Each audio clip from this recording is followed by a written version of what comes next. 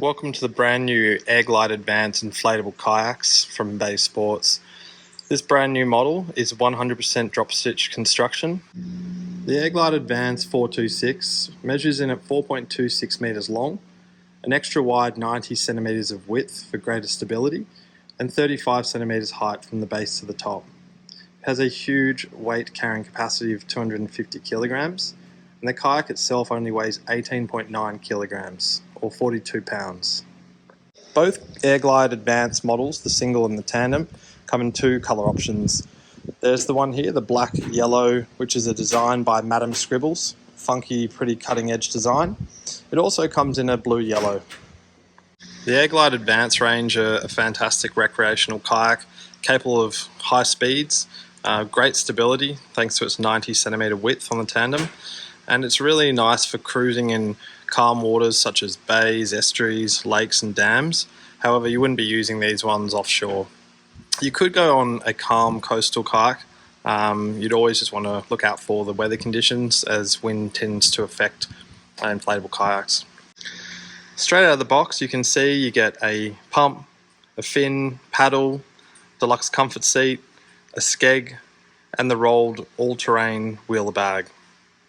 The kayak itself is made out of 100% drop stitch floor and top. There are only two inflation chambers, one being the bottom and one being the top, and the total inflation time by hand or electric pump is around 5 to 7 minutes. One of the key differences with the Air Glide Advance models is that they are 2-in-1 kayak and stand-up paddleboard. That means the paddles that come included can be switched between a stand-up paddle and a kayak paddle. Included in the box you get your 9-inch skeg. It's a large size skeg, helps greatly with tracking in a straight line as well as acting like a keel for added stability. You've got a little inflatable repair kit. Inside there is some repair glue, a valve repair tool and 2 patches. We've got the double action single chamber hand pump, which takes about 5 to 7 minutes to inflate both chambers. You've got the kayak paddle, which turns into a sup paddle. And then you've got your high quality 1680D nylon bag. This bag has the 2 all-terrain wheels, and all the items you can see here fit in that one bag when packed up. So very portable, great for people who are travelling, wanting to take it away in their camper vans or caravans.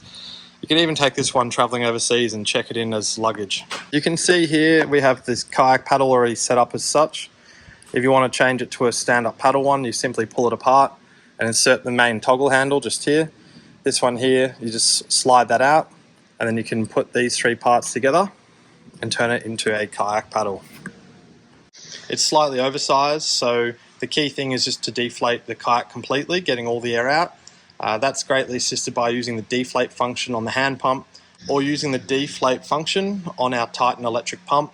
This greatly helps with sucking the rest of the air out of the kayak to make it nice and easy to fold away into the bag with plenty of room for all these accessories to fit.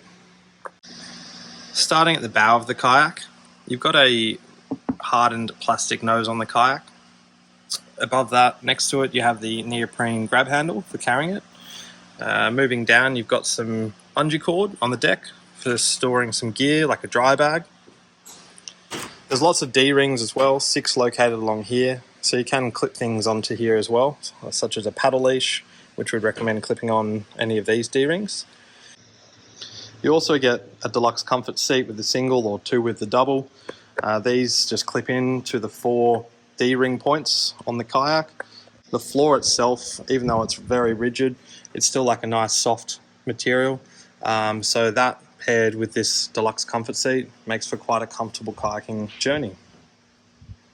You'll notice there's no footrests on the Air Glide Advance models. The front paddler simply puts their feet against either side wall, which is actually quite comfortable and gives you the support to push your legs against here to protect and brace your lower back. The deluxe comfort seats just come with 4 straps and clips on the end, so you just do the higher up straps to the front D-rings and the lower straps to the rear. You have the inflation valve here. You inflate these generally anywhere between 6 and 8 psi. I usually recommend going up to 8 just to get the extra rigidness, extra pressure into here. There's one valve to inflate the base, which is what you do first. And there's a second valve at the back which is for inflating the top half. Note this whole kayak, both the top and the bottom, is drop stitch. You can see the little dimples here, which is the thousands of polyester threads connecting the top layer to the bottom layer, and they all support each other, and that's what gives drop stitch kayaks their rigidness and structure. Moving down further into the kayak, there's a little pool here, so if you do get some water over into the kayak, it will fill up in here, so it means you're not sitting in the water.